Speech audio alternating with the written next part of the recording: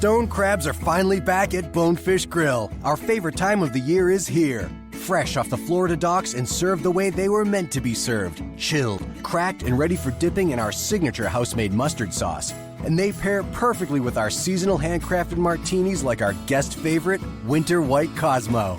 Hurry into Bonefish Grill for these incredibly fresh treats of the season and get them before they're gone, because they're only here while supplies last. Come see what's in season at Bonefish Grill.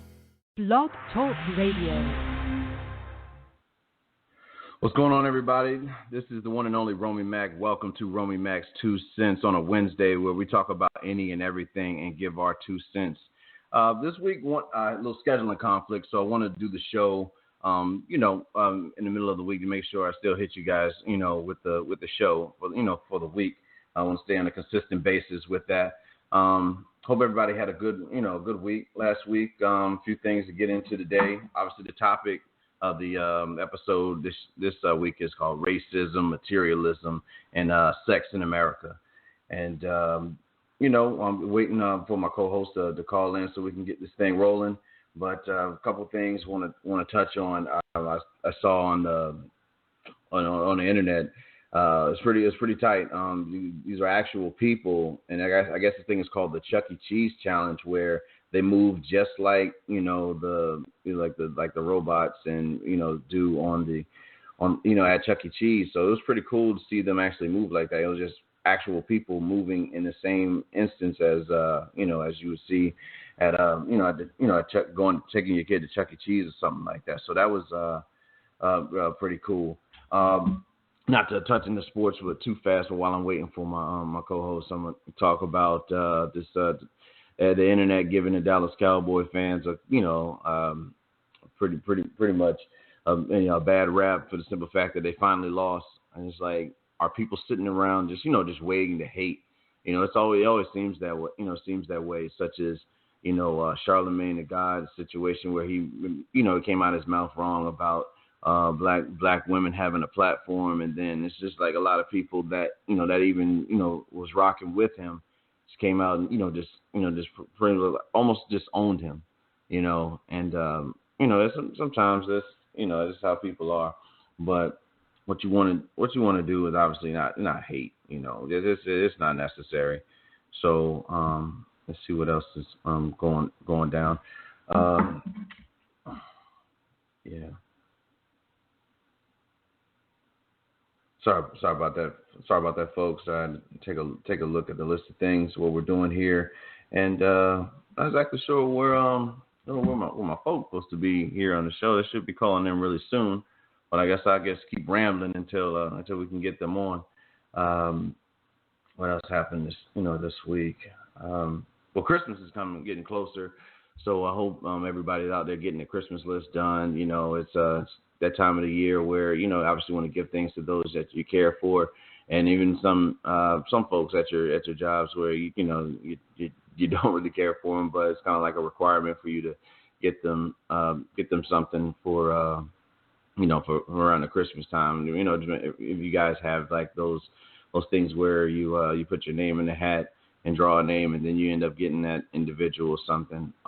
A lot of workplaces, at least in my job last year, we did something called what's called the white elephant, where everybody buys a gift, and then if you don't like your gift, whoever comes next, you can actually whoever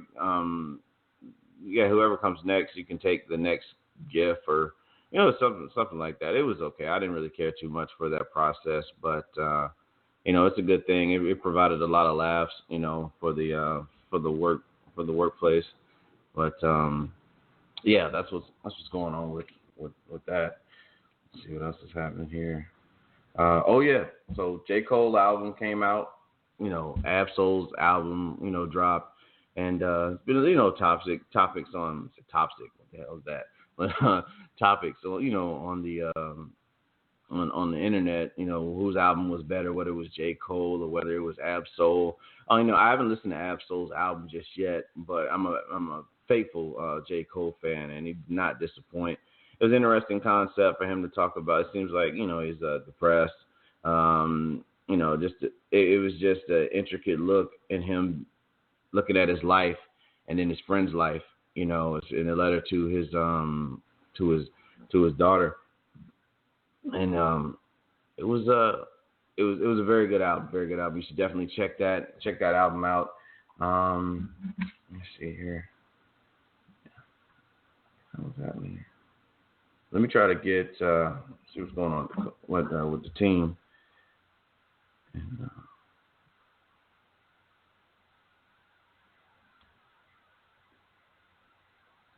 let me see.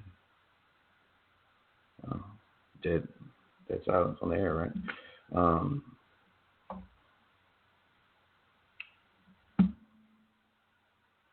Stand by, folks, for just a second.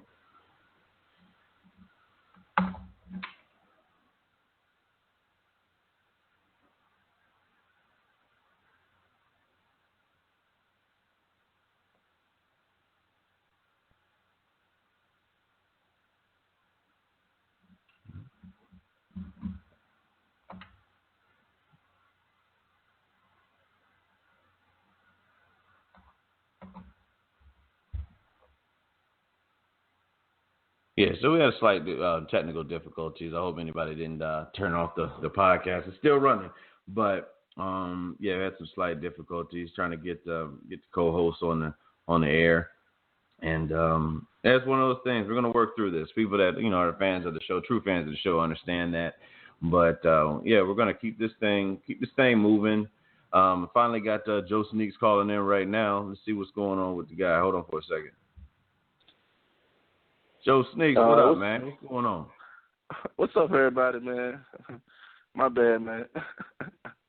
That's all good, man. You know, this is our platform, man. We do what we want to do with it, man. Even if it means, rolling up a little late to the show, man. I was talking to the folks a little bit. I don't know if you were listening in, but talking a little bit about the Chuck E. Cheese challenge, man. I don't know if you had seen that online, but yeah, it's just to have folks like it was three black guys.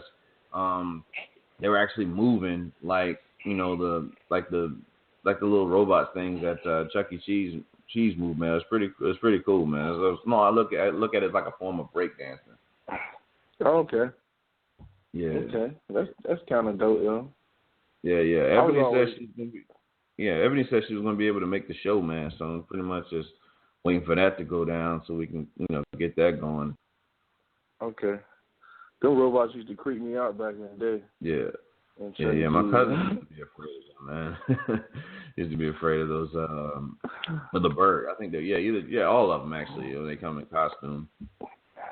Yeah, especially the Italian dude, man. That just looked like a dirty bum, Yeah, for real. Definitely, man.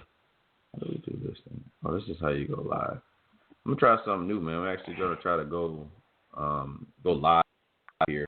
So see how that works, man. Maybe that'll boost some listeners and let them get a closer look into the show and what we do, man.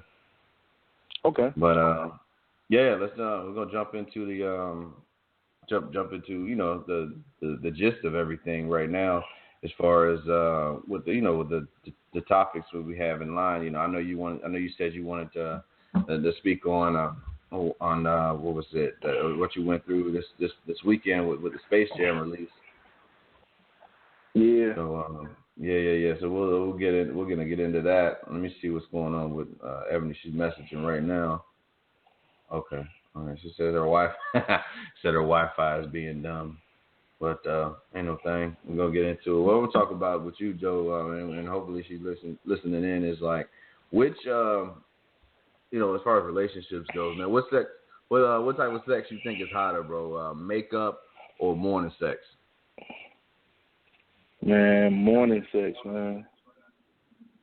Yeah. Elaborate on that for the people, man. Why you think morning sex is hotter? Well, if you know a woman, I know women, some females I done dealt with, they done told me before, man, in the morning time, they are the horniest in the morning. And, it's very true, yo. It's very true. Any female that I done been with, had in the morning time, if you can damn near try anything. and it'll go down. Hold on, Joe. I mean to cut you off. We got Ebony on the line. Eb, you there? Yeah, I'm trying to figure out what y'all are talking about. Well, we talking about this. Sorry, I just came in the middle of his sentence. What type of sex is hotter? Morning sex or makeup sex? Oh, okay, yeah, okay. Well, Yeah. Joe was in the middle of it, explaining that. Okay, cool. All I heard was horny when I got on things, so I was a little worried. I didn't know the show. Well, go ahead. Yeah, I definitely think morning sex is the best, though. Yeah, I prefer morning sex. Get a quickie in before you go to work. Yeah. Okay. He's all about the quick roll. I see. Ebony, what about you? You don't have to speak. You don't have to speak from current situations. You can speak from just experience or just what you in general. Doesn't matter. After the deployment is the best. Oh, all right. Oh, yeah. Nah, it don't matter to me. Deployment is the best. No, you ain't had nothing for like half a year. Hey, Yeah, somebody about to get flooded. That's what that sounds like. Somebody's about to get flooded. Yeah, That's awesome, man. That's love right there. I definitely remember being in the desert and then coming back and being relentless. It was young airman days. In the Air Force. Air Force treated me good. It's a good life. So it's what you make of it. But my signal isn't strong enough. I was trying to go live for the listeners to get an actual visual with that, but I don't know. We'll figure out what's going on. But I think for me, what sex is hotter between morning and makeup? It all depends, man. Because after you've been upset with somebody, that you love, and then they get on your damn nerves. But you got so much love for them, and you just tired of arguing, and then you guys just get into that intense look. There's no words said. Next time you see each other, you just go into it. Maybe throw them up against the wall, turn them around. You know what I mean? Just attack. National Geographic type love making. You know what I mean? It's a beautiful thing, man. Morning, and then morning sex. As long as everybody's into it, because you might, got some lazy folks out there that just may not be, they had the energy to be up for it, and then it just doesn't go too well. But as long as everybody down for the count, that's it works. Yeah. What else we got? Now that we got Ebony on the line, how long we got you for, Eb? Roughly the whole show. Woo. Okay. Cool. How long do I have? Yeah. How long you got on the line? 2.5. 2.5. Oh no, excuse me. Damn, I just extended myself. 1.5 months, and my countdown begins. No. We talking about for the show. How long we got you on for the show? Oh, the whole time. As long as my internet can take it. Okay, that as long works. as I don't get dropped, that's it. I'm good. Cool. Because this show is going to be one of our 90-minute segments.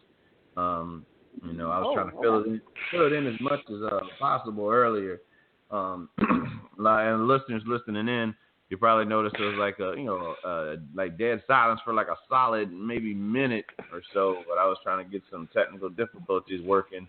But ain't no thing. We're gonna keep this thing moving.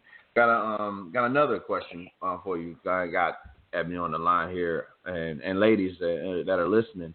Do you have an issue with your mate watching porn? So I'm gonna ask you that, Ebony. What's your stance on that? No. No, so we watch it together. That's all right. That's awesome, right there. Listen. It's something. I've been in a previous relationship with the female. She just felt like I don't know. She was intimidated or some shit from me watching porn. She didn't want me watching porn. That was weird. And it was a long distance relationship. A long distance relationship. Yeah, exactly. Ain't got nothing to do with it. But that's just how she felt at the time. But we were both young. Oh man, here come Karumbe calling in right now. Definitely perfect person to talk to. Let me ask him. What do you think? Hold on. The almighty Karumbe, welcome to the show, my brother. What's up, man? Sorry I'm a little late. No, it's all good. It's all good, man. We just asked the question. I'm gonna ask you. I got two questions for you. What sex is hotter to you, makeup or morning? What? What type of sex is hotter to you, man? Makeup or morning sex? Do I really have to answer this? Cause are you uncomfortable? Man, I'm about that morning stuff, man. I'm about that morning life. Okay, you're about that morning life. All right. Yo, I set an alarm for that shit. Okay, chocolate son, man. I like, man, it's like 3 in the morning, man. This shit got to go down right now, man. So you, I'm gonna say this, but Ebony, she on the line. She trumped both morning and makeup after deployment, and I know you can attest to that all too well. Man, that's how kids get made. Yeah. The deployments, man. I'm trying to dodge that this time. All right, Ebony. You hear your husband on the line. Yeah. Well, now I got you guys both here on the. Oh yeah, I was supposed to second room before I forget. I doubt it. I doubt you do. But she already answered roughly for the both of you. But I'll ask you anyway. You have an issue with your mate watching porn, Karumbe? No, I'm trying to go to the porn awards, man. What's wrong with you? Nah. Oh yeah, every January, Las Vegas. Yep. AVN All Stars. Yeah, it's around my birthday. Yeah. They know about Nestle Pipes, man. Nestle Pipes. Man. Talking about some Nestle great Pipes. Experience. Man. Everyone should go. No, I still appreciate the picture y'all got me when y'all went out there, man. What was it, Sarah J? Oh yeah, Sarah J. Yeah. She was nice. Yeah, that's good looking out. Man. Sign picture. Yeah, that was cool. Also, are you? Let me ask. I'll ask Ebony. Really, this is more so directed towards females. I guess some guys get upset too. But are you bothered when your mate likes pics, videos on like social media of attractive people? He really doesn't do social media, so I'm the one that is always on social media. All right, but I'm saying in the event that he did, would it bother you, like if he's liking a picture of Cherokee the ass or some shit like that? No. I mean, I don't care if it's just liking a picture. It's not like he with her, like, hey, I'm about to go like her photo and go do her, Just like the picture. Right. Okay. Mhm. I wouldn't be mad. All right, Jeffrey. Since your wife is active, as you mentioned on social media, what's your stance on that? I don't care. Yeah, I don't care. All right, that's what we got there. I don't care. Yeah, you know what? When you start worrying about that stuff, man, that's when you worry about more stuff. Yeah, speak on that, man. Elaborate, man, for the listeners. I mean, it's just them. Like, I don't know how to explain it, man. I seriously don't know how to explain it. There should be no reason for you to worry about her liking a picture of some dude or whatever. You know what I'm saying? Yeah, it's bitch made. Yeah, more insecure. Joe, what you think about that, Joe? I mean, yeah. You said what? No, I was asking Joe what his thoughts on that subject. To me, it's like it's just more than a picture, man. It's like, man, you know, people come with a whole package. A picture just doesn't speak for people's attitudes. It doesn't speak to like how a person really is. It's just a picture, you know what I'm saying? Anybody can look better in a picture. But when you meet somebody, you be like, all right, that dude's an asshole, you know? It's just different. That's true. When people look at stuff like that, you gotta just like if you were, say you married for X amount of years and then you meet somebody else that you might like, you gotta like apply all of that stuff that you found out about like your wife or whatever, and then you gotta think about that and apply that to that new person. You know what I'm saying? It's just like the different attitudes, the way they act, their mood swings, all that stuff. That family, you gotta apply all that past just a picture. Or when you meet somebody else, you gotta apply all that into the situation. Because you might not be going into a better situation, like, you know, 70% of the time. Yeah, 80-20 rule. Pretty much how it is. Tyler Perry, Medea analogy, 80-20. You got 80, and then you realize you got 20, or, you know, how that goes. Yep. Yeah. That's how I feel. I mean, I wouldn't care. I wouldn't care if my lady liked pictures or videos online. And, you know, I'm not that. I mean, everybody got their own sense of insecurities in a way, but mine doesn't involve that. I'm not insecure about, you know, as far as that, whether she liking, you know, whoever, you know, whether it's like Michael Ealy or Michael Jai White, whoever, you know, or was it Boris Kojo, you know, how females tend to like them or whatever, you know, but, or, John Legend, whatever, Justin Bieber, who else? I don't know. Shelly, you about to tell a story, bro. Yeah. I know she like that Hell on Wheels. Shelly, you about to tell a story, man. No, I'm just naming names. Just name random ass people. Post Malone. Karl Malone, Dennis Rodman. Ooh. Dennis. Everybody said, Never like his shit. Would never like his shit. Everybody said, That wasn't a good one either. Okay, Jeff, I got you and your wife on the line, man. All right, let me see. Ebony, does it bother? Well, I know her from knowing you guys personally, but I'm gonna just do this for the show and the listeners. But does it bother you when your mate plays video games? That your mate plays video games? No, I'd rather him play video games than be out doing something else. You know. Yeah. I don't care. Sometimes he asks me to play with him, and, you know, a lot of times I don't want to because he plays too long, and I don't have the attention span to play a game for, like, hours on end. But, I mean, I don't care. I mean, that's his hobby. That's what he likes to do. Right. It bothers her. So, she be wanting to watch HGTV. She be wanting to watch something stupid. It bothers her. She want to watch Flip Flop. Yeah, it bothers him when he's on.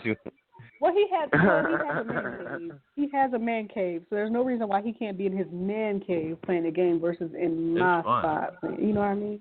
The man cave is awesome. Yeah, it is. It's great. It's a studio. We got a studio, man. When I was there, we didn't even get to record, Jeffrey. We gotta get back on some records, man. Yep. I want to get one of those ones that play the records that you can take the samples off the records. The turntable thing. I want to get one of those. Yeah, Christmas next year. What about girls? Like, y'all like girls playing video games? Girls playing video games. Like, what she's like worse than y'all? Like, more hardcore than you are? If she like to play video, it depends on what the hell she like to play, really. I guess it would, yeah. No, honestly, it really don't fucking matter. Like, if she was into Call of Duty or like some detective game, it'd start making you oppose some signs, like, what the hell is going on? Or she playing, like, a CSI video game, and it's like, okay. And it's like a situation where this lady kills her husband, and she just like keep playing that episode. You know, you're gonna draw some turns and shit. Like, why you keep studying? What's going on? Exactly. Yeah, I want you to stop studying the game. I don't even know what's happening. There's more episodes to play. Yeah. That's my thing on that. Yeah, I mean, the default thing, with most, not the category. I don't want to categorize or females or anything, but you can never go wrong with Mario. You know what I'm saying? I ain't met a female yet that don't like playing fucking Mario Brothers. That's like the default fucking game, for females. And then fighting games, it's just like, anybody can play a fighting game, because it's the dude that don't know, the person rather, that don't know how to play the game. They usually ends up winning because they just pressing any damn button or every button, on the controller, and you turn around and do like a 60-hit combo. Like, my sister used to piss me off back in the day playing Street Fighter Turbo, yo. Yep, that shit fucking. Yep. Used to beat my ass back in the day, yo. Yeah, they got Kroom. I mean, about that. Both me and Kroom was on that game. Kroom was up there as fucking ball rog and shit, man. Strong ass. Really? What? I'll take Borog. I don't care. I'm Borog. Yeah. No, you going dress now. You turning into Blanca. Yeah. So what else, man? Let's see. What's the next game? One's on here.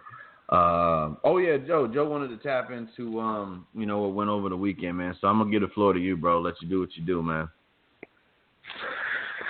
Yeah. Well, every year around the same time, Michael Jordan drops the same pair of sneakers, but it's just a different colorway. And I talk to different people, man. I'm into sneakers and everything, so I was gonna get them regardless. And but it's something about this shoe right here that no matter what's going on in your life, you stop it. Even if you got to pay a bill. I heard people talking about overdrafting their account just to get some damn sneakers. You had people in line and stuff like, man, yo, this all my kids getting. They tapping me out. They buying like 3 or 4 or 5 pairs, and it's just like, where did your why do we have to buy a particular shoe if we're gonna go broke over doing it? It's like materialism, yo. You know what I'm saying? You don't need that shoe if you're gonna go broke over it, yo. And people do it every single year, yo. It's the same shoe every single year. And I just thought it was crazy, people just out there, buying shoes. There was one lady in line. She was like, "Oh man, my daughter, she just tapping me out. I don't know what I'm gonna do." And she was standing in line talking about buying more sneakers. And I'm like, why are you complaining when you're doing it anyway? And it's at all level of classes, you know what I'm saying, in society, You don't even see, like, and most of the time, one lady walked by, you standing in the mall in line, and it's 95% of black people, and you got the mall walkers. So it's so typical for them to ask, "Oh, what's coming out? A pair of Jordan?" And it kind of offends you, because one time I'm standing in line, and once again, it's 95% of black people, and a lady asked, "Oh, y'all can stand in line for some shoes, but you won't stand in line for a job." And it was a black lady. You won't stand in line to vote. It was an older black lady. And I said, my dude in front of me was like, "What the hell? I got a good job." And I said, "Well, damn, I got a good job too." So it's just kind of. She running off. I don't think that was not to cut you off, Joe. I think she was referring to those individuals that are there with no fucking job, and in line for a pair of shoes. You know what I'm saying? That costs roughly, that could be a utility bill. To be honest with you, man. A pair of Jordans is like my average water and electricity bill. You know what I'm saying? So like for me, I love the way they look. Don't get me wrong, man. I get it. It's just something that I wasn't into. It's not that I'm unable to afford them now with the current means that I have, but I just don't see. I'm a hat head. I guess that's the best way to put it. So but I also look for a better deal. I mean, if there was a way to get Jordans under $100, which is like, well, actually you can with Eastbay. It's just not the ones that everybody looks for. The ones that came out. You know what I'm saying? Jordan, like the 1, 2s, 3, 4, like 1 through 14, which everybody really cops. You know what I'm saying? Every year, but they'll have like the Team Jordan ones, and then they'll have like those the ones that look like those shoes from before. Like I got a pair, I think like Team Jordans. It looks like they look like the fours, or whatever. Still dope to me, but I got them for under. You know what I'm saying? I got them for like, I don't know, what was it, 80? You know what I mean? So like I'm not breaking my neck for that, but what that what you're based on what you're saying with as far as like how we go out of our way to look good instead of being good. You know what I'm saying? In life, right? And there's a lot of us, especially in our community. I can only speak for our community, but there's a lot of us in our communities that do that, man. They rather look like they're fly than actually being fly. You know what I mean? Like having your life together, because if you get the money straight on your end first, you can get whatever you want in this life. You know what I'm saying? Because green is the only thing that matters in life. You know what I'm saying? Yeah. I mean, so it's one thing. It's like being in a position. It just represents a level of I don't know, status. Like if you got a pair. I mean, like for middle schoolers, you know what I'm saying?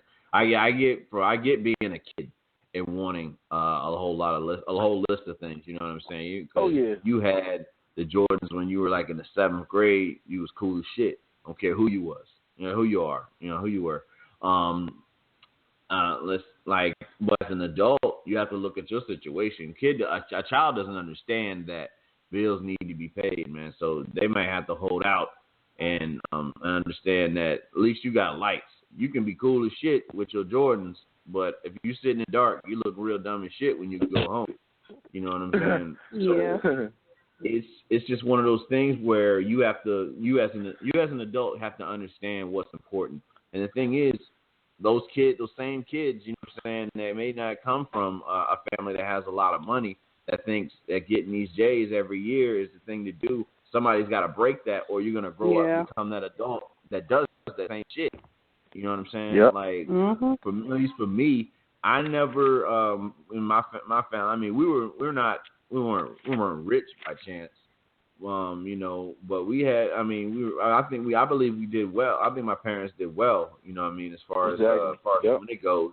And Jordans, no, man. I could hear my mom laughing at me right now for talking about trying to get Jordans. You know what I mean? Like, please.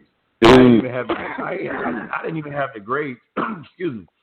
I didn't even have the match a kid that could ask for Jordans. You know what I'm saying? And that's the mindset that I kept, through my upbringing. A lot of things that I didn't get when I was younger, I kind of appreciated it more because I actually put myself in a position to where I could get that, later on in life. And I mean, there's some kids out there that are fortunate to have those parents that have the money for it.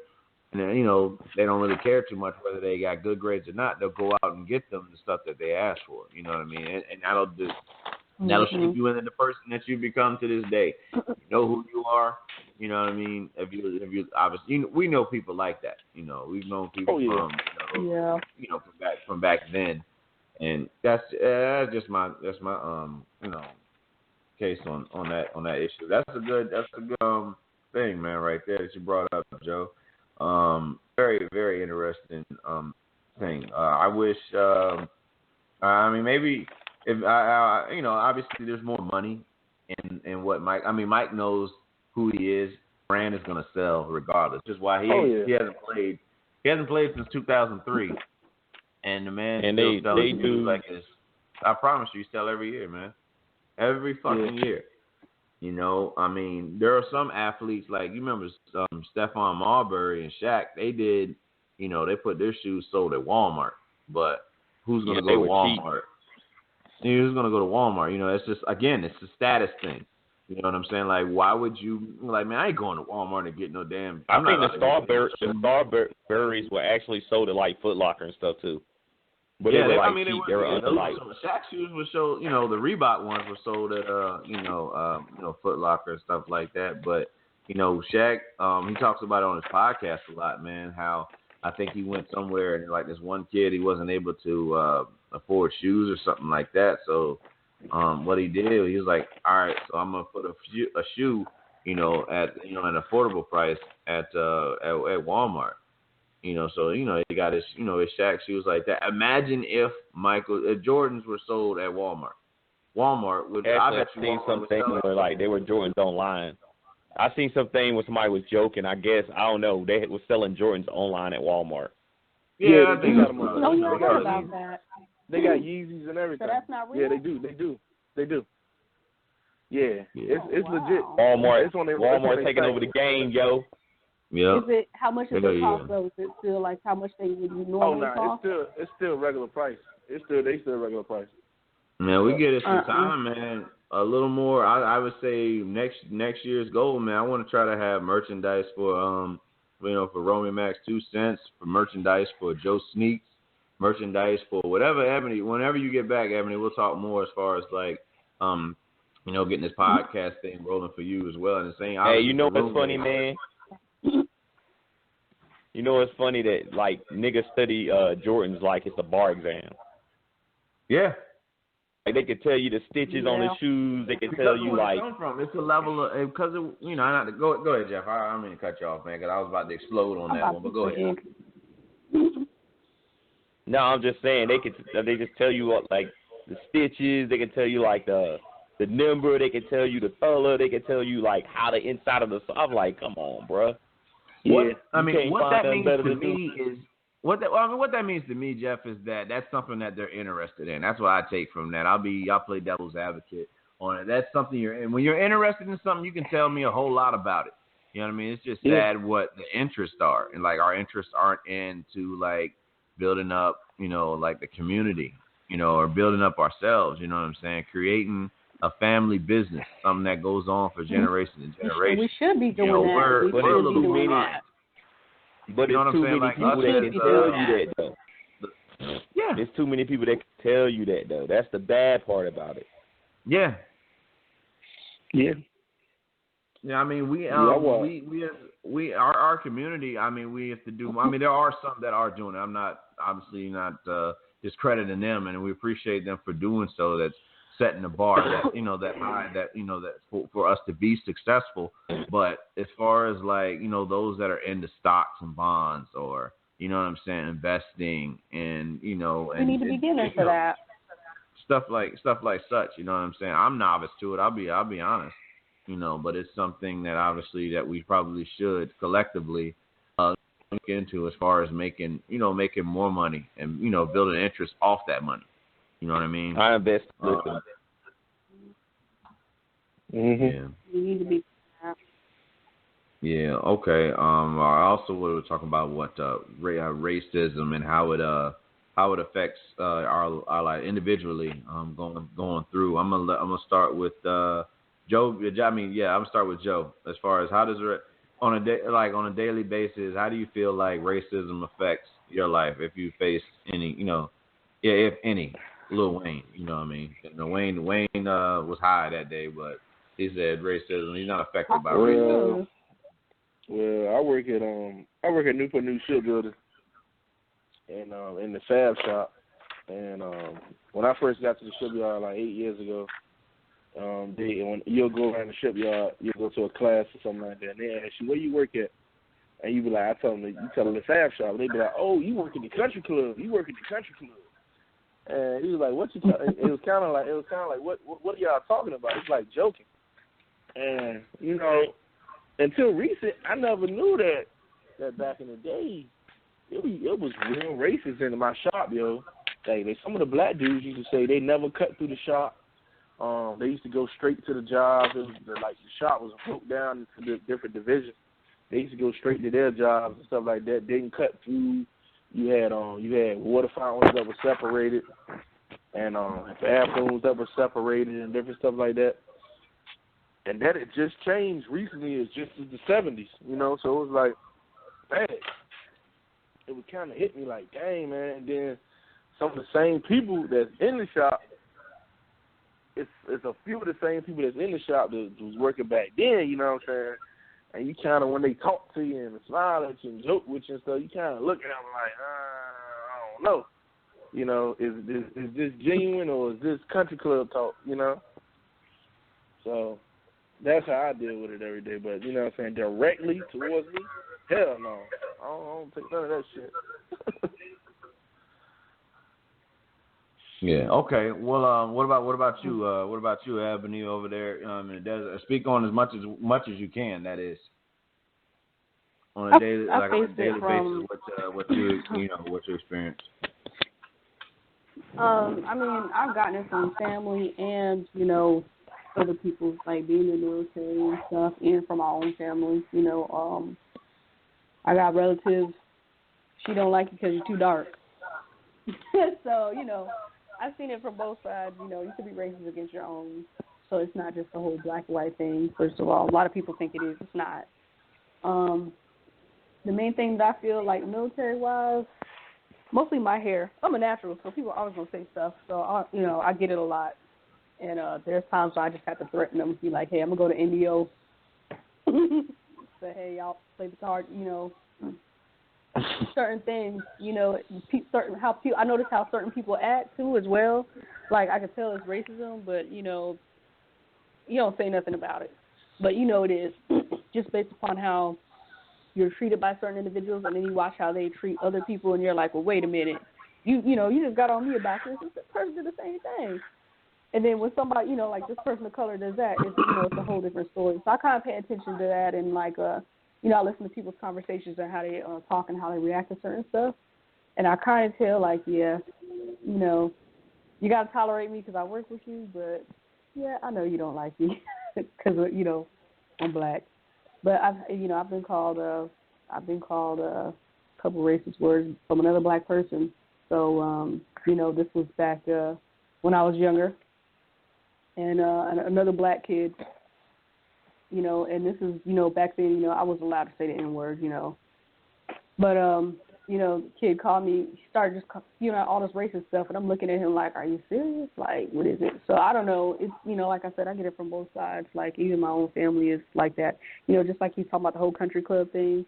My parents moved to a neighborhood, and they're like, oh, y'all in the White House, y'all in the white neighborhood with the white folks, and this and that. And you're like, what are you talking about? Like, this is just you, Like, we just moved here. Like, I didn't know there was a different, But, sometimes, I'm not going to lie, like, when I go to my husband's hometown, I feel like a white lady holding my purse, though, some days. But I've never been around that type of environment. So, it's true. I have never, I didn't grow up around that type of stuff. Savage land. That's where I grew up, Savage land.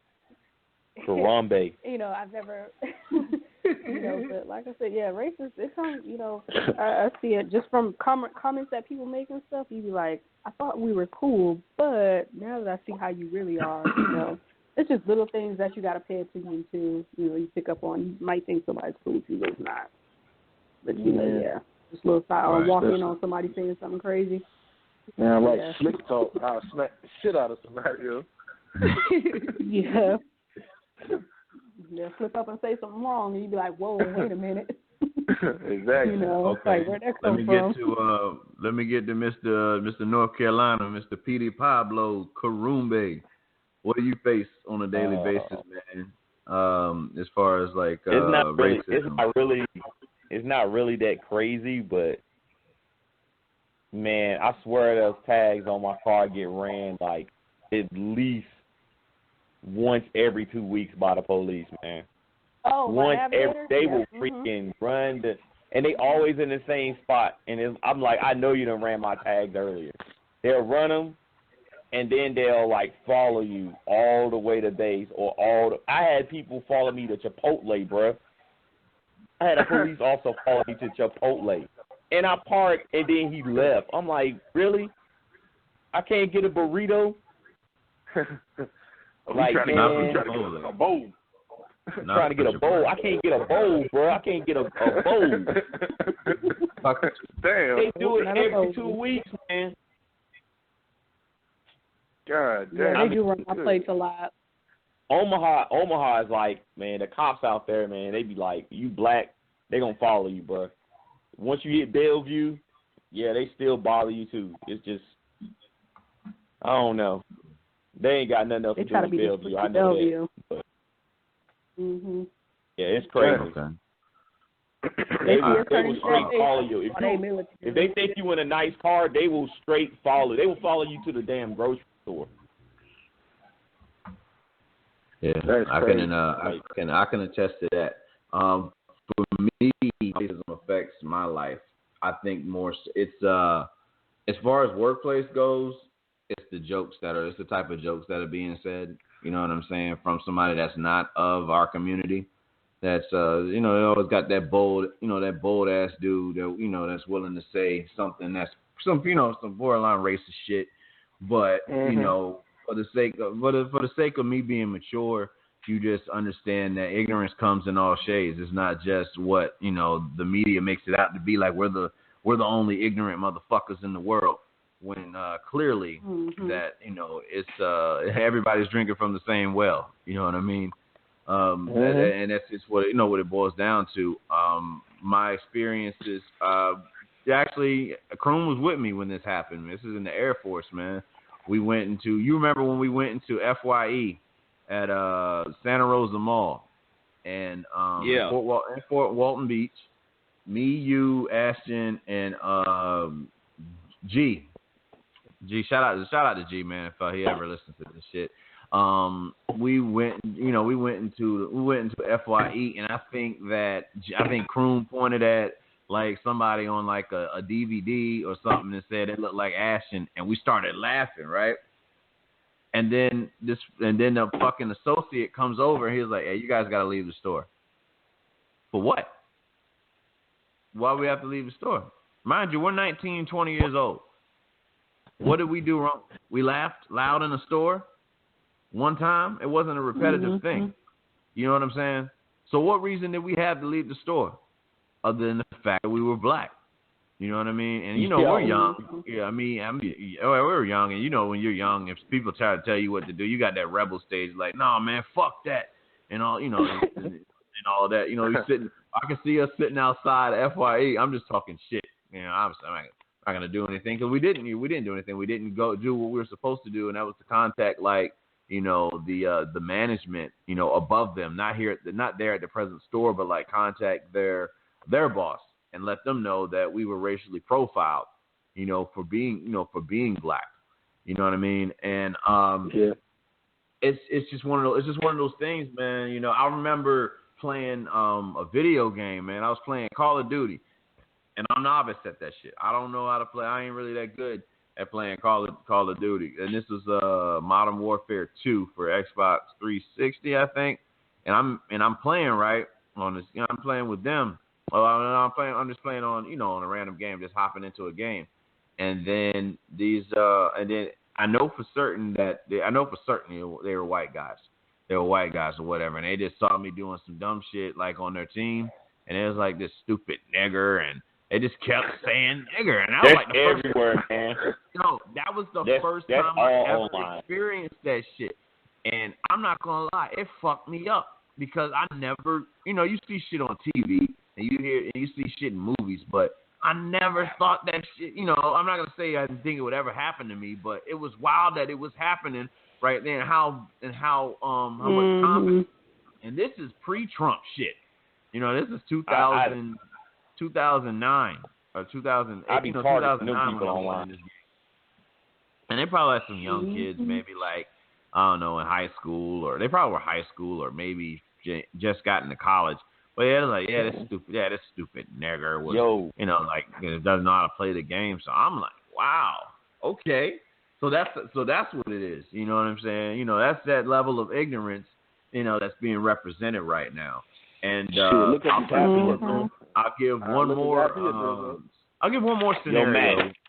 Yo, Yeah. What's up? Yo, I forgot that. Speaking on Fort Walton Beach, there was like, remember I told you that time when I went to the I was paying my insurance off at this place because I wasn't doing it like automatic.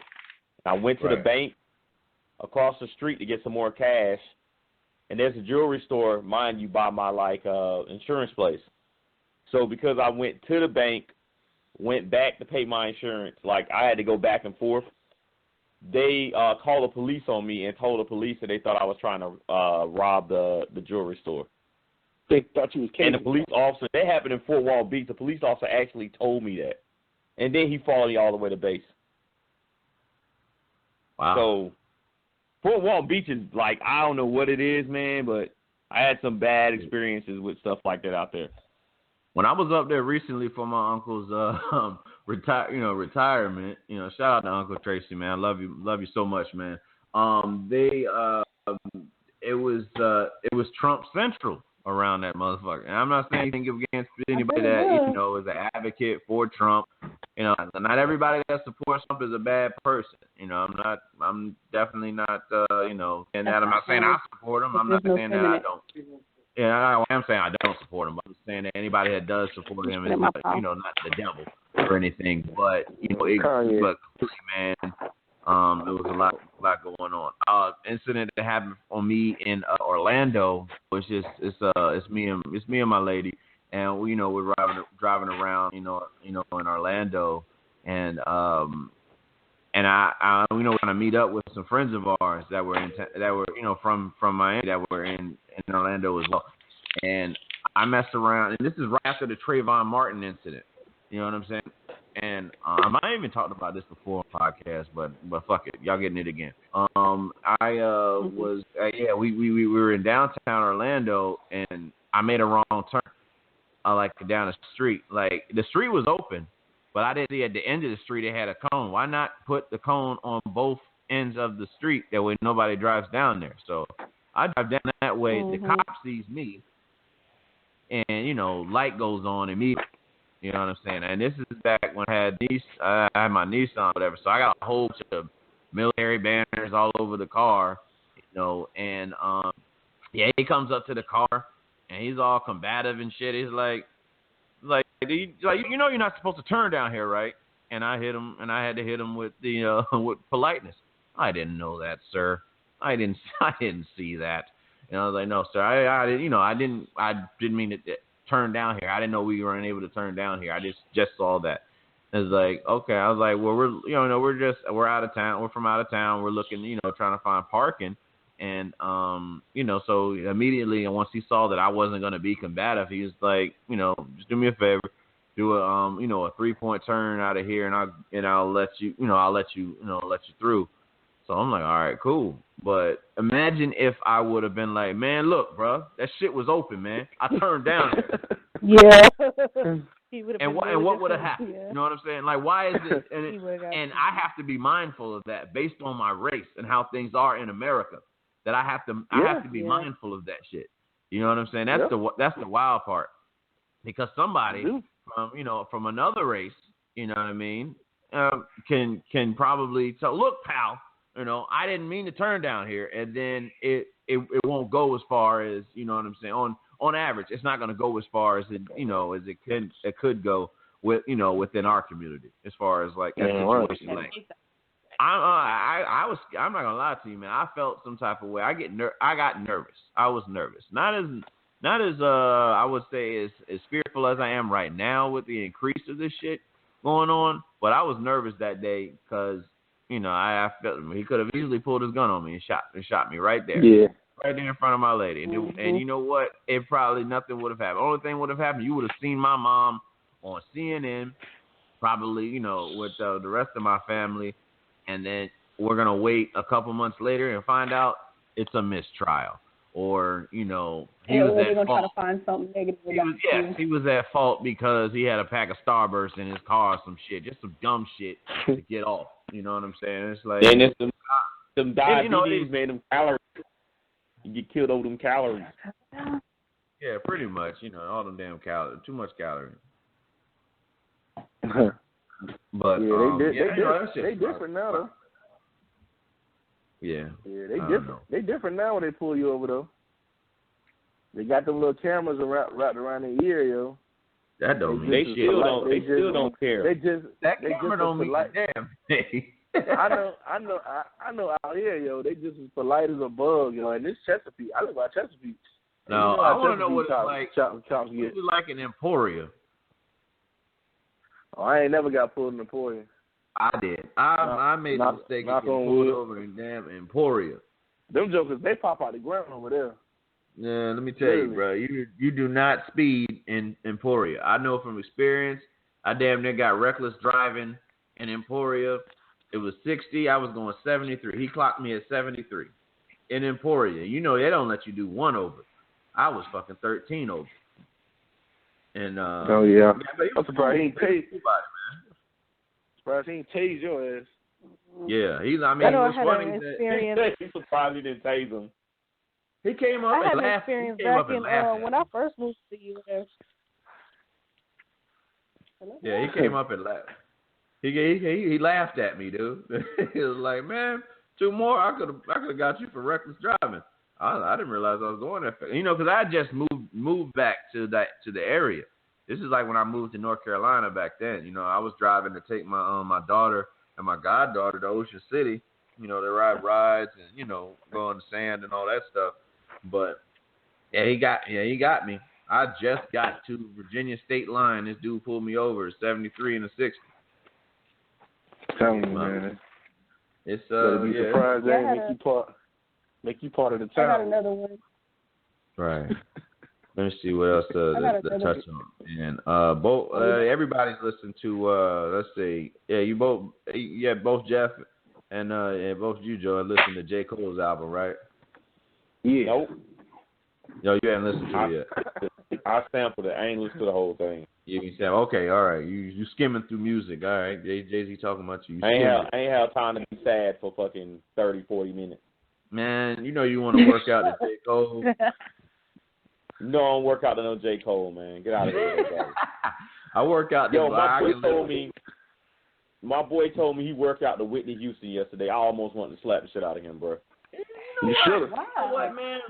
I'm not gonna lie. If I said I never listened to like something that's not like hype, and like I've worked out to the Kurt Franklin Hero album. You know what I mean? When I was in the desert. Well, that's roughly all I had, and a couple other CDs, man. But yeah, I know what you mean as far as like having something hype, though. But if I'm running, yeah. Well, we won't get in too much on the J. Cole album because Jeff hadn't listened to it either. But I like it. I think it's dope. Joe thought it was dope too. Av Soul album, nice. Yeah, and that's I still have to listen to that. I was talking about that at the beginning of the show. What I'm gonna ask you both Joe, Ebony, and Jeff. What makes a classic album? And I'm gonna start with Ebony. What to you makes a classic album, regardless if it's rap, rock, pop, R&B? I will say R&B for you. What makes a classic album to you, Ebony? Classic album for me? I don't know. I guess I listen to a little of everything. It just so for me, I guess my main thing is for like R&B is the lyrics. It's how it's sung, I don't know. I kind of like soulful type music, like Mary J. It's gotta be something like that, Man, that's a hard one. I don't know what one makes a classic. I got so many that I like now. I listen to the same thing over and over and over for like days and months and then find something new. So a really, really good classic album is something like that I listen to continuously. No matter how much everybody else don't like it, I like it, Gotta have a good beat. That's one of the things. Yeah. I don't know. The beat is one. The good lyrics that make sense. Hey. It's a good classic Yeah. album. Gotta have a good vibe. Something that I like to sing to in the car or in the shower when nobody listening. That to me. Karumbe, I'm saving you for last because I know you critical. But so let me get to Joe Sneaks, man. Let me get to Joe Sneaks. What makes a classic album to you? Let's just say a classic hip hop album. What makes a classic? 21. And then give an example of a piece that would be a classic album for you. It got to be a good vibe from the beginning to end, almost like Blueprint. Just like any Jay-Z album, is a good vibe, man. It's ride music. I'm a mood person, so when I get in the car, I might get in the car and I'm like, dang, man, it's Friday, man. I just got paid, man. I might listen to what I call fantasy rap. Future, I might listen to Future, Savage, what the hell is that?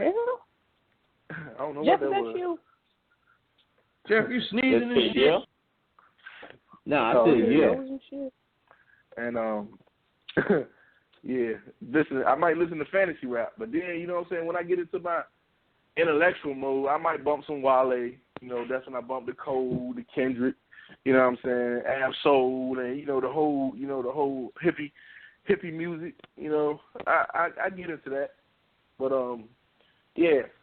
For the most part, a vibe. As long as it's a good vibe, I can ride to it. Like I can ride to it like from here to the mall and just around. Oh yeah, I'm good. That's what makes a classic album to me. All right. What about you, Jeffries? Karumbe? Man, it's a lot. For me, It has to have like constant playability. Like if I go back to this album, let's say like 2 years from now, like the 56 Nights. Damn, man, I was about to say that. Like 2015. All right, that's it. This conversation. I can go back to that album. I still listen to that album today in the gym. I can go through the whole thing and work out to it. Like another one is like Kanye West's Graduation. You can listen to that all the way through. It has to be an album that like years from now. Like I don't judge it by how it sounds now. Because your music taste changes. Like you might like this album now, but let's say like 2 years from now, you might be like, I don't really like it that much. That's what you're going to say about 56 Nights. That's exactly what you're going to say about 56 Nights. As you realize that 56 Nights is now 2015. When Future sounds like early, it's going on two. It's going on 2 years, and I'm still playing that album. Garble. He's doing subliminal messages, is what it sounds like to me. But that garble rap, like the production has to be good. Like the like you say, the beats. Another good one is like songs about Jane. You know what I'm saying? Maroon 5, you got me on that. Oh that yeah, album you can listen to through the whole album. Like, look how old that album is. That album is old, but it still sounds good. Like Justin Timberlake, which one was it? I can't think of which one it was. I think it was like the second album. Future Love. Future Love. You can listen to that whole album right now, and it still sounds good. Yep. I feel so it's like Young Jeezy first album, the one that he had like that fire. 101, yep. 101 Thug Motivation. You can go back and listen to that. What's the another one? Jay-Z's Blueprint. You can go back and listen to that. Like, to this day, it still sounds good. Like, there were some albums like Godson that I thought was, like, nice when I heard it. But now I go back to it, it's not as good. Like, what's old boy from Ghostface Killer? Supreme Clientele. Supreme Clientele is fire. Okay. Yeah, you're right. I listened to that yesterday, and I was like, damn, this album hot as hell. That's what I call a classic album, man. Like, I can go back to it years from now, and it'd be smoking still. I'm going to tell you what I listened to, Crunk Juice. I listened to Crunk Juice the other day, yo. Oh, yeah. I forgot how hard that was, yo. That's weight No, room, man, it's still a classic. If you can listen to that whole thing from front to back right now, you'd be like, damn, that's hell. It's a classic album regardless. There's a song that I listened to that y'all made a couple years, well, not a couple years ago. Hey, long time Kill, ago. shut up. I want to hear it. Yeah. What I'm gonna do is lyrics. You know I know your lyrics, Croom. Man, I'm about to hang up, man. I'm done. Was it the what Don't do me like that. Come on, man. Hey, but you want me to do it for you, man? Nah, McAllister, I got to what's the one you used to listen to all the time in the car? There was one album me and you used to listen to all the time. We rode back and forth to the mall and whatever. I can't remember it, though. T.I. It was your car. T.I. a lot. Oh, in my car. Oh shit. I know we used to play that G Unit Back for Mercy shit. Yo, that album is smoking. Yeah. Everywhere we go through, all the gangsters around know their whole crew. Yeah, G Unit, nigga. I even like Young. I still can go listen to Young Book album, man. His shit was damn, his shit was good. Bang bang. Yo, they production was fire. What Shay Money, right? I mean, they were. They had their spot. Didn't Shay Money do like Bobby Smurder and them too? Yeah, Jungle Beats. It's the same no, person. He's Jungle Beats. No, he's their producer. Shy Money's their manager. Oh, the manager. Okay. Yeah. Like that motherfucker. Well, that dude right there is one hell of a producer. He's a hell of a producer. Let me get my speech on with this classic album stuff. And my album for me, classic album, Logic, Under Pressure. And I'm gonna tell you why. One, lyrics, concept. Concept is very important. The production has to be great. This man worked with what's the guy that worked with Common? That was like Common's mentor and Kanye's mentor. From Chicago. No ID. Yeah, No ID produced Under Pressure. You know what I'm saying? Legend in production. You know what I'm saying? And like just his album. I mean, like you said, from beginning to end, man, it's like every song flows into the next one. You know what I'm saying? And almost, I wouldn't say as much as Future Sex Love Sounds does, because that is the prime example of how a song goes into a next one without skipping a beat. Everything flowed, you know what I'm saying, between the interludes to the Timbo's good at that though. Timbo's good at that shit. Yeah, Timbo, it's just that's awesome. But with a classic album, man, again, like you said, 5 years from now, I'll go as far as saying 20 years from now, you go listen to Logic Under Pressure, you're still gonna love it, man, like it was the first time. It's just one of those albums that just, at least for me, that did it for me, man. Like I never played an album so much, and my iTunes library can attest to that because it shows, the most played, song. And Logic's what's the one joint, Metropolis, that saxophone that plays on that song. Anybody listening to this podcast, I just want you to listen to Logic, Metropolis on YouTube, Tidal, whatever, Pandora, whatever you can. And I want you to listen to that saxophone. And if you don't feel something from that, I don't know what's wrong with you. You know what I mean? But that I really love that song right there. Did it for me. I love this album. I love the style of music that he's done. You know what I'm saying? I don't know what else he's gonna do as far as with his career, but Under Pressure is like that. I don't know. It's that great introductory. That's his first actual album. Like college dropout. So I mean, a lot of people. We had Rashad on the show. Shout out to Rashad for being on the show. He just mentioned that college dropout. He just he thought it was at one point in time it was dope, but just now he looks back, it really wasn't that great. You know what I mean? But that to me, College Dropout was a great first project. You know what I'm saying? Like that great first album, your introduction into the industry. I used to wake up to that, man. I used to wake up to College Dropout. Yeah, that was me getting out of shit. I'm about to drop shit. I was me getting into the Air Force when I graduated from basic training. That was the first album I played, the College Dropout album. So it has sentimental value with me. I woke up to that in the Blueprint, like my alarm played the Blueprint when I got up. All right. Let me ask you this question. Right. Let me pose this question to you guys.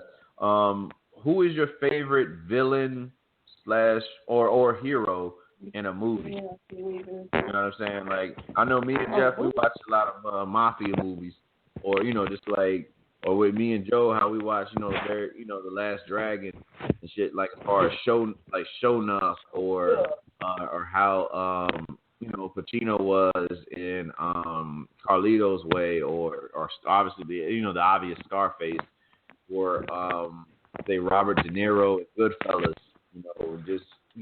Who was like Heath Ledger in The Dark Knight. Like, who to you is your favorite villain in a movie? Yeah, Jack Nicholson, man, Batman, the original Joker, yo. That Batman. Yo, that Joker is funny, man. Antoine got a little hot around the collar. Hey, I can watch that movie, yo. I'm telling you, him and Captain Hook, yo. And Hook was on Hook. When that Joker hit that, he was on his knees, and he said, "Fool, James Hook is Neverland." Dude, that's my joint, man. That's my joint. Remember we used to mark that joint in class, man. Yeah. What would the world be like without Captain Hook? Yeah. Yeah, he was one of the greatest villains. I like him. Yeah, but as far as Jack Nicholson as Joker and Batman, yo, hands down, yo, one of the best villains ever, yo. Yeah, what about you, Kroon? Jeffrey Kroon, that is, because it's two Kroons. Man, I don't know. I'm going with Old Dog, Menace to Society. Man, Old Dog want a bad guy, man. Shit. Old Dog want a bad guy, man. He's a good guy. Okay. You sounding like a little bitch right now. Like a little bitch right now. Smoke your cousin in front of you. Old Dog was motivation, man. You said it has to be a TV show, or can it be? It don't matter to the movie, but your favorite villain. Man, it's got to be I got two of them, Marlo Stanfield and Stringer Bell, yo. All about that wire life. I'm about that wire life. Yo, Marlo Stanfield killed that dude over a sucker, man. Yo, I love some wire, man. He killed his cousin. He killed his cousin in prison. Had his cousin killed in prison, yo. Yo, that joke is some G, yo. Yo, Stringer Bell won't know him and no, I could say Omar, but I ain't Omar was rough. Omar was rough. Yeah. Yeah, Tony Soprano, man. I like Tony Soprano too. That's one of my favorite. You can look at him as a hero, you can look at him as a villain, but just how he ran shit. Yeah. How they killed Big Pussy, yo. That's classic, man. Yeah. Yeah, I like all that gangster stuff, man. Shit. Yeah, man. Who else? Frank Luke or Denzel. Frank Luke. I mean, that's the character. I mean, a lot of stuff that happened. But movie wise, it might have to be Samuel L. Jackson and Django, yo. Samuel L. Jackson and Django, and what's the other movie that just came out? Like the Magnificent Seven. Is it that? It's like the one where they're like trapped in the house with all the snow. When they were trapped in the house with all the snow and stuff. I ain't see it, but I know you talking. Man, that movie was hilarious, man. That movie is crazy. It's funny as hell, yo. It's funny as hell. Like Samuel L. Jackson, he ain't even the bad guy in that movie. It's more like the girl, the female that played in that movie was funny as shit, man. I wanted her ass to die bad. Hey, man, they fucked her up, spitting in her face and throwing hot soup in her face and shit. Yo. Samuel told that story. I stuck my dick. Yo, that shit helped me talking. Hey, John, you ain't watched that joint. You gotta watch it, man. Yo, I ain't watched it yet. No. Yo, the way he Watch did that that dude's video. son, man, was hilarious, man. He told that story to that dude's son about his son. It was, man, that thing had me rolling. Yeah, that's classic, yeah. Why is he such a good, well, he play a good villain, but, like, I don't know, man. Samuel Jackson be on some other stuff, yo. Hell yeah. I watched Yeah. Jackie Brown the other night. Jackie Brown, yo. I watched he was Jackie wild Brown. on that shit, yo. Yo, I need to watch Jackie Brown again, man. Yeah. I What's watched Tat? Okay, well him is Tat in fucking Menace to Society. I mean, he got like a short role, but that shit was impactful like a motherfucker. I'll pay you man. when I feel like paying you, motherfucker. What are you supposed to be, Ron O'Neal or some shit? Bro, do that shit, Joe. You used to do that shit in class, but you better suck, Mark.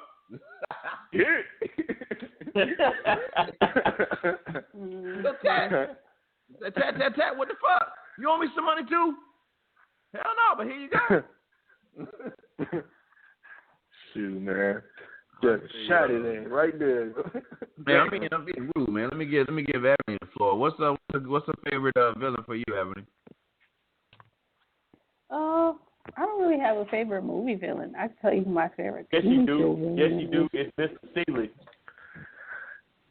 How the hell is she a villain? You didn't even watch the damn movie. Shut the hell up. That ain't no damn villain. It's whatever his name is. Who? It's Mister. Really? Danny Glover? Hey, man. He's not. You're so Every dark-skinned dude in Medea. That's the villain. Every dark-skinned dude in Medea is the villain. I guess you won too, then, huh? Oh, I'm the villain. No, you Doc. I'm the villain. No, automatically. I don't have a. Chrome be dragging have a females favorite downstairs. You said a what? Yeah, I'm dragging them downstairs and stuff. Like, remember that's what he did in the first movie with what's your man? That's the cat from Above the Rim, his older brother.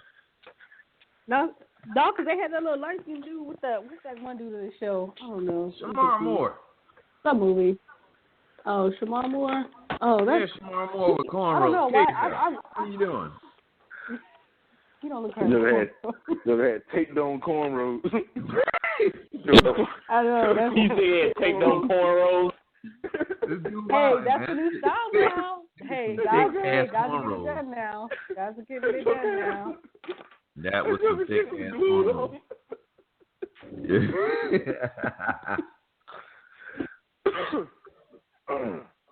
Oh man! All right, we got what 12 minutes left in the show. Let me kick this to you. What music artist would make a great biopic that they haven't done already? Sade.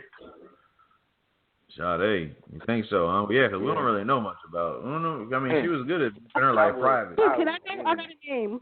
I got a name. I want to look right into now. her life. Wait, is it anybody? Go ahead, Evan. If it's anybody, was it Shoshana Johnson? I think that's her name. Who? Shoshana Johnson. Who the hell is that? Shoshana Johnson. I think her name was Shoshana. Hold on, let me Google it. So she was one of the Selena? you remember that story about the whole You talking about Selena Johnson? No. Who the hell is Selena Johnson? Man, you just made that person up, man. No, I didn't. So she was held captive in, I think it was in Iraq. She was one of the hostages. You know how they always talking about the other girl she was also held hostage with her. Talking about them girls in Ohio with the dude with the massive hair at McDonald's and shit. They eat for free the rest of the year. Oh, no, it is Shoshana Johnson. So she was an African-American prisoner, POW. And she's not talked about as she was a prisoner with it was another girl that she's gotten like all the publicity. I can't remember her name, but they never once really talk about her. It's African-American female. What song you gonna sing along in the movie theater? I want to know. What song are you gonna sing when you watching the movie? What song you gonna sing? I don't know. You not gonna sing then any she ain't no good. She ain't no good one. You know who they should have? You got to have a lead song for the shit. I mean, you know, Don Cheadle just did Miles Davis. Hey, you know who they should do? Yeah. Chris Brown, man. These hoes ain't loyal. That be his Shut Chris Brown story, man. Think about it, man. He like the Rihanna stuff, the girl at his house, man. That dude got mad film stuff, man. The kid court, he got mad stuff. It's too soon right now. It's too soon. Give it 20 years. 20 You years. doing that in the movie theater? I need 20 more years. It's gonna happen. You know it's gonna happen. Yeah. What about you, Joe? Who you want to see in a biopic, man? Good biopic, man. They could do do somebody that really do a biopic, man. God. 50 Cent. Oh, they already did one. Well, I mean, he roughly did. He roughly did the beginning of his life, yeah. Yeah, the beginning. But I mean, do Future. Fuck no. Ain't no. I don't. Yeah. Call it 56. Call it 56 nights. Yeah. Call it closed caption. Right. Goddamn it, I need to know what the hell he's saying. Codeine Dream. Call it Codeine Dream. Codeine Dream. Yep. I would like to see maybe a Snoop's biopic would be dope. Let's see. Amy Winehouse would be dope. They already did one. No, I mean an actual movie, not the documentary, but like an actual movie. Oh. They can't go in the dope house. Yeah. Let's see. Hell, Michael. They didn't do fucking well. I mean, they got enough, but shit, like a decent E40, man. I want to see E40s. They already doing Master P's. Ain't nobody trying to see no. Yeah, they doing Master P's. I want to see E40s, man, because he used to sell that YOLO out the back of the trunk with a soda. Let's see. Who else? Super Captain Bradley, that's yellow doses.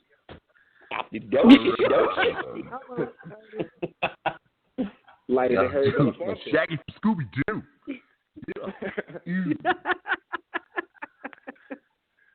It would be nice. A Bone Thugs biopic would be dope. The Bone Thugs biopic. Yeah, that'd be good. Yeah, that would be good. We can hear them ramble for the most of the music. You talking about the mumble music? A Coolio biopic. Dude, did you see that thing of him going to jail? Coolio, like he got 3 strands of braids and the rest of his head bald. Did you see that? Oh man! Yeah. See a Fetty Wap biopic. Fetty Wap. Sure. Yeah. How is it too soon, man? If we can't do Chris Brown, how we doing Fetty Wap? I'm bullshit now. What's gonna be the his career? No. Yeah, I guess you could do one later on. Yeah, you can do Wayne because Wayne keep having seizures. You can do Wayne. 20 years on Cash Money. Give it 15 years to do one on Cash Money. I'm glad they're doing one on Master P though. And 3-6. And 3-6. Do one on 3-6. Do one on Ja Rule. Shit.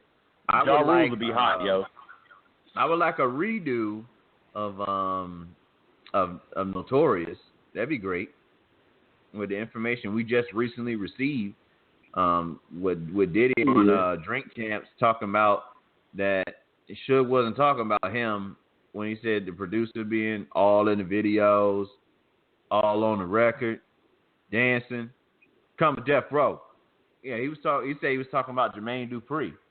Okay, you tell me. When did we ever see anything like that? Did you ever see Jermaine Dupri respond to that? Nope. He said he was talking about Jermaine Dupri. Yeah, listen to Drink Champs interview with Diddy, and he says that he was talking about at the end, towards the end. It's like the last 15 minutes. Diddy be coked up. He's one of the most coked up people you can know, yo. Yeah, Mary. You know what?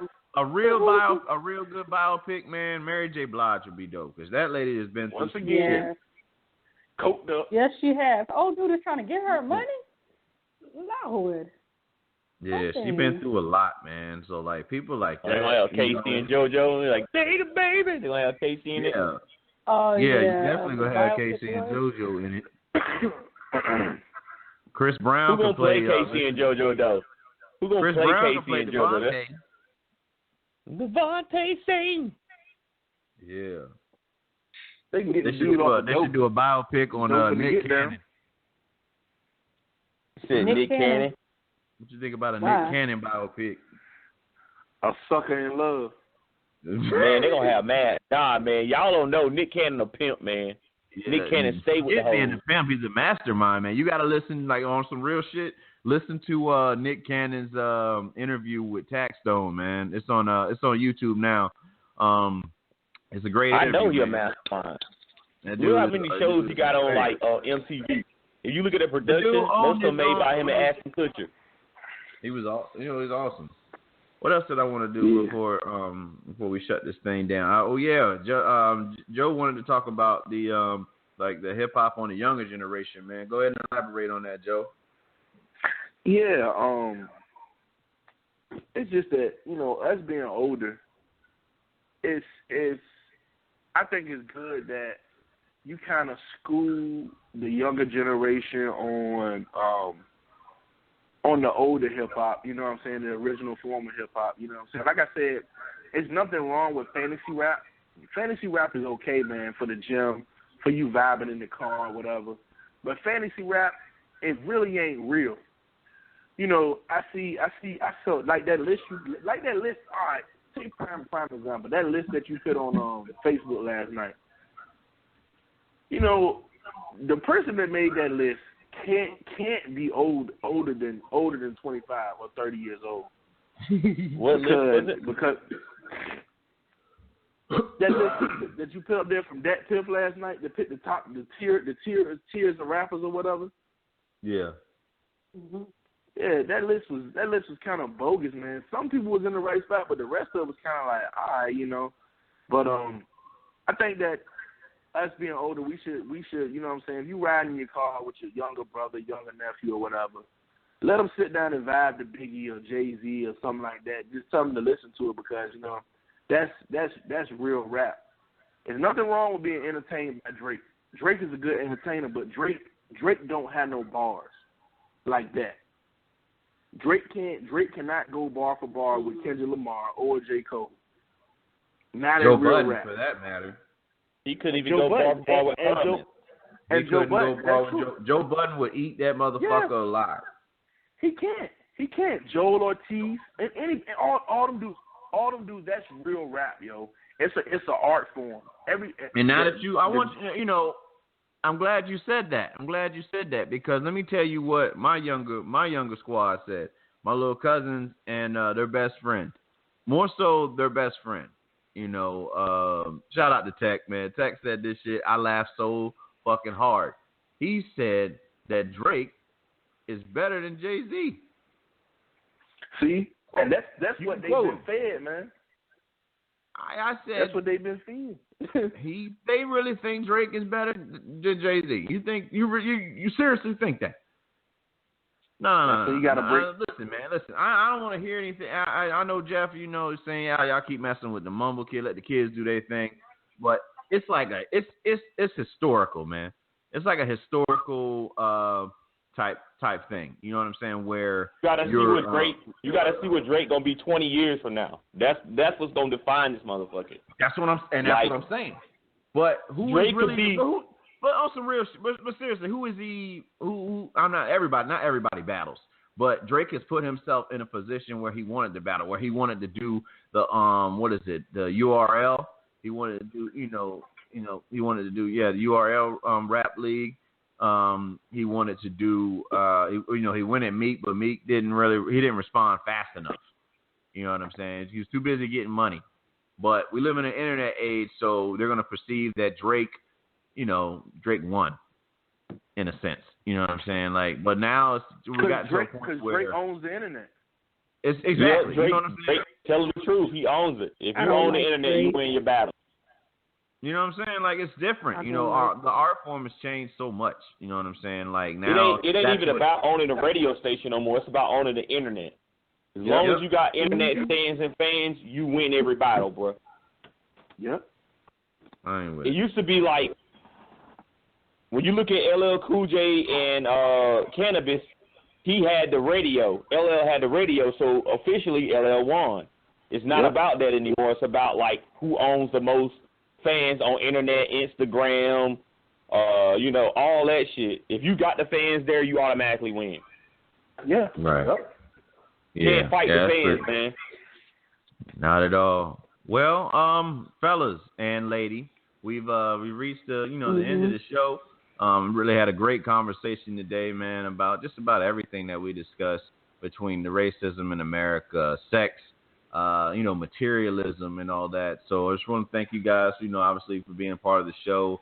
But if you want to contact us, at least for me, you got, the Facebook, Romey-Mak, Facebook page. You got Instagram. It's at Romey _MAK. Twitter, same thing. You can reach Joe Sneak. Instagram. You need to get down with that. I mean, for your fan base. Joe, go ahead and give everybody your contact information, bro. All right, I'm Joe Easy3 on Instagram, JoeAZY3, and I'm Joe Collins3 on Facebook. It'll be the Chris Rock pick from CB4. All right. What about Karoon Bay? Karoon Bay, what you got, man? Hey, I'll stay mysterious, man. I'm Ray Mysterio. Okay, I got you. Okay, cool. Well, Karoon Bay gonna stay mysterious. Also, I say so much messed up stuff that I don't even want to be in contact with me. Yeah, well, for future listeners, guests can call in at 713-955-0536. Again, that number is 713-955-0536. You can call in and give your thoughts on what we're talking about, or ask a question to the host, or and the co-host. But this is Romey-Mak. We got Joe Sneaks, we got Eb, and we got the mysterious Karoon Bay, and we out. God bless. All right.